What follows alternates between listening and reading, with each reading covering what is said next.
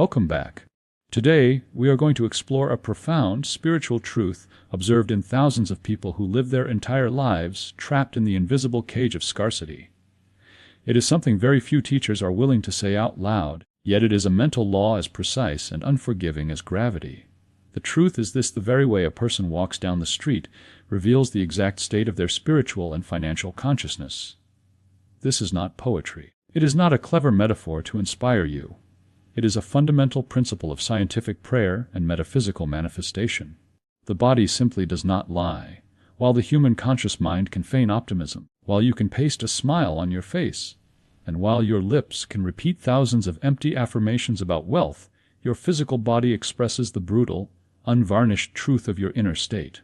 Your walk is the most complete, dynamic expression of that consciousness. Think about it. Walking requires the coordination of your entire nervous system. It is how you carry your weight, how you face the horizon, and how you strike the earth. A person who walks with slumped shoulders, their gaze fixed anxiously on the pavement, taking slow, hesitant, or nervously rushed steps, is actively broadcasting a frequency of defeat, fear, and lack to the infinite universe. And the universe, which is ever faithful to its laws of correspondence, responds by sending exactly what is being broadcast: more lack, more blocked opportunities, more defeat, and more reasons to walk in despair. You are praying for poverty with every step you take. To understand the absolute power of this law, consider a man named Aurelio who lived in Oaxaca. Aurelio spent years wondering why money never seemed to flow into his life. Despite working with bone-crushing dedication, he was the first to wake up before dawn and the last to come home at night. He sacrificed his Sundays, ignored holidays, and pushed himself to the absolute limit. The effort was undeniably real, but the results were a broken record. He earned just enough to survive the month, but never enough to truly prosper or build a legacy. One afternoon, a perceptive friend made an observation that would fracture Aurelio's reality and change his life forever. The friend sat Aurelio down and told him that he had watched him walking down the street from afar for several minutes before saying hello.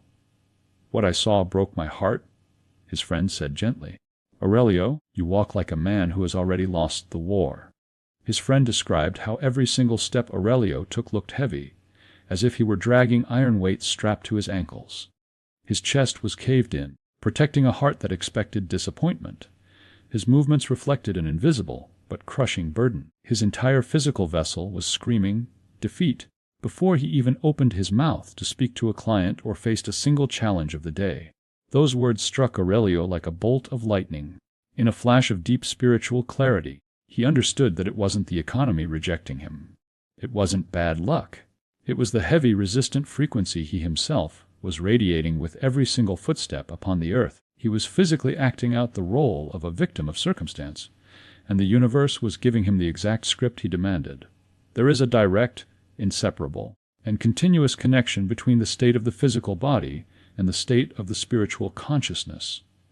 They are not two separate realities that occasionally influence one another. They are a single, unified expression of the same being, always moving in perfect, undeniable synchrony. When your consciousness is polluted with thoughts of lack, debt, and limitation, your physical form molds itself to those thoughts. The shoulders cave inward, bracing against financial blows that haven't even arrived yet. The eyes seek the floor because, subconsciously, the mind wants to avoid facing a world that it believes is hostile, closed off, and devoid of opportunity. But here is the great secret of the mystics: this relationship works in reverse with equal, reality-bending power.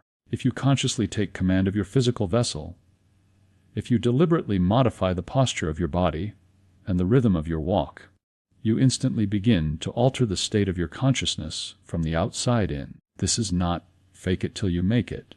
It is not superficial acting. It is the intelligent, deliberate use of a spiritual law that bridges the visible, material world with the invisible, quantum realm where all prosperity already exists, just waiting to be claimed by a matching frequency. You cannot walk like royalty while holding the consciousness of a beggar, and conversely, you cannot force your body into the posture of divine inheritance without your consciousness naturally rising to meet that physical command. Look back at the great men and women of immense faith and power. They never prayed or moved from a posture of defeat. They lifted their heads, they expanded their chests, and they raised their eyes to the horizon with a total certainty that their bodies expressed long before their mouths uttered a single word. An upright posture is not human arrogance. It is spiritual recognition. It is the physical manifestation of knowing exactly who you truly are, an eternal spiritual being inhabited by the very same divine intelligence that created the stars and sustains the entire universe. When you walk with dignity, you walk with God. And where the divine walks, abundance is the only inevitable outcome because the nature of the divine knows no lack. In Veracruz, a woman named Conchita was enduring a financial crisis that had suffocated her family for 3 long years. She had done everything she thought she was supposed to do. She prayed constantly. She begged for divine signs, and she visited temples seeking a breakthrough.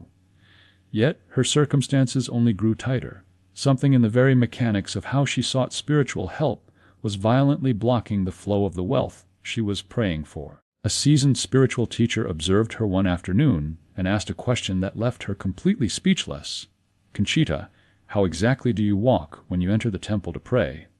Conchita paused, reflecting on her actions, and answered honestly. She admitted that she walked with her head bowed low, her shoulders slumped, taking slow, tragic steps, visibly carrying the heavy cross of her debts and worries. The teacher looked at her with deep compassion and explained the fatal flaw in her practice.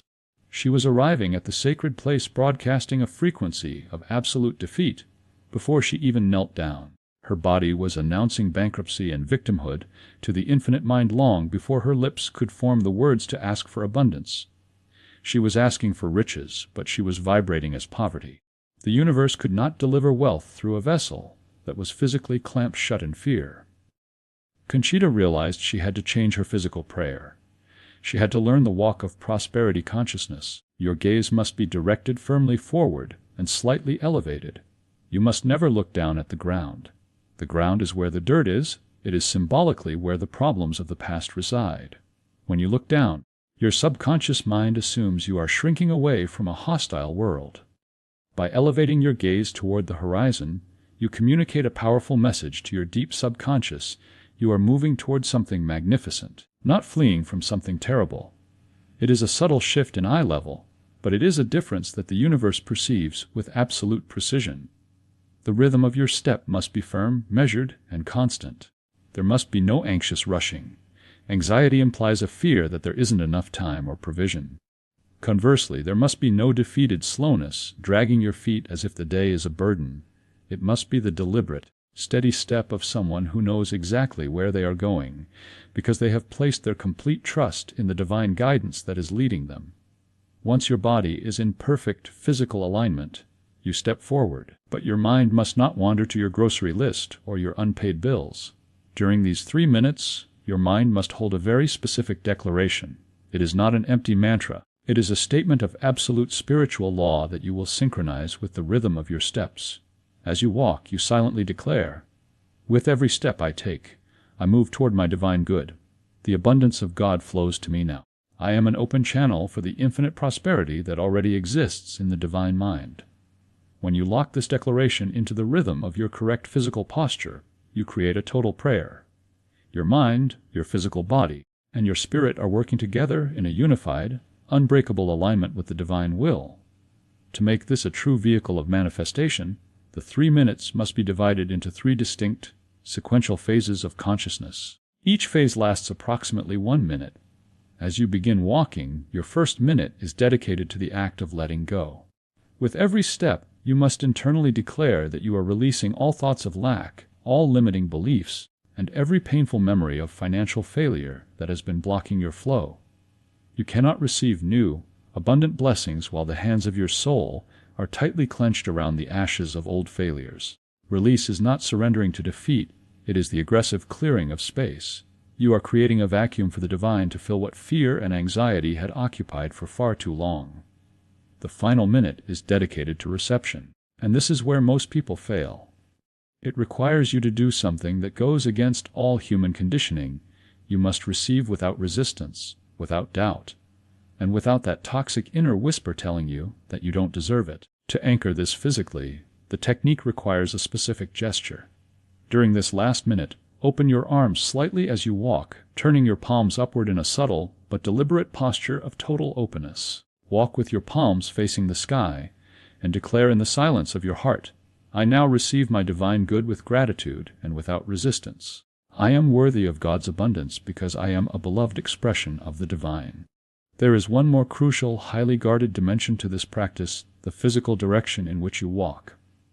Whenever possible, perform this metaphysical treatment of motion walking directly toward the east. The east is the direction of the dawn. It is the birthplace of the new day, the domain of the light that relentlessly dissolves the darkness of night. Walking toward the east while affirming your divine prosperity aligns your physical movement with the most powerful spiritual symbol of rebirth and new beginnings. You are physically walking into the dawn of your financial resurrection. Consider a businessman who came to my teachings after a devastating bankruptcy. He was a shattered man, convinced that his age and his failures had permanently disqualified him from wealth. He was instructed to perform this exact 3-minute walk toward the east every single morning for 21 days. He began with deep skepticism, but he maintained the discipline of the spine, the gaze, and the 3 faces. During the first week, he felt nothing but the mechanics of the exercise. But by the second week, profound mental shifts began to occur. The crushing weight on his chest lifted. A strange but beautiful clarity replaced his panic. In the third week, 3 massive, distinct business opportunities materialized simultaneously, opportunities he had not actively sought. Within 6 months, he was completely restored to his former prosperity and then surpassed it. This was not a miracle of chance. It was the mathematical certainty of a consciousness that had corrected its frequency from the inside out. The shift was undeniable. In her first month, her daily sales inexplicably doubled. In her second month, she received a massive, unsolicited order from a major corporate client. By the third month, she had outgrown her home and opened a second workshop. Itzel did not change her marketing strategy. She did not change her products. She changed the architecture of her consciousness, and the physical world had no choice but to rearrange itself to match her new frequency.